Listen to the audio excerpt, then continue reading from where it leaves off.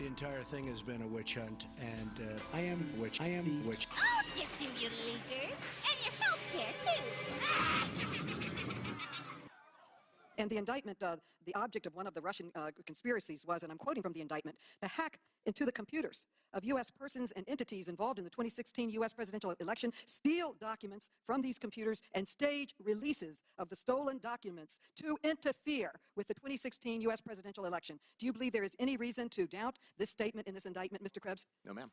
Okay, and also, Mr. Krebs, the indictment goes on to say that in July 2016, the Russian spies, and I quote, hacked the website of a state board of elections and stole information related to approximately 500,000 U.S. voters, including names, addresses, partial social security numbers, dates of birth, and driver's license numbers. Do you have any reason to doubt this information, Mr. Krebs? No, ma'am.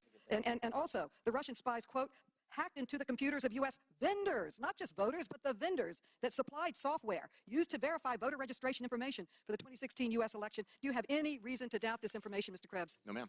And then furthermore, the object of a second Russian conspiracy was, quote, again from the indictment, to hack into the protected computers of persons and entities charged with the administration of the 2016 U.S. election in order to access those computers and steal voter data and other information stored on those computers. Do you have any reason to doubt this information? I do not. Okay, I'd like to ask every member of the panel whether or not you doubt any of these informations. Mr. Hicks, do you doubt this indictment in any way? No, ma'am. Ms. Oliver? No. And Mr. Hatch, do you doubt this in any way, any of this information? No, ma'am. Oh, now many people have called this, including the President of the United States, a witch hunt.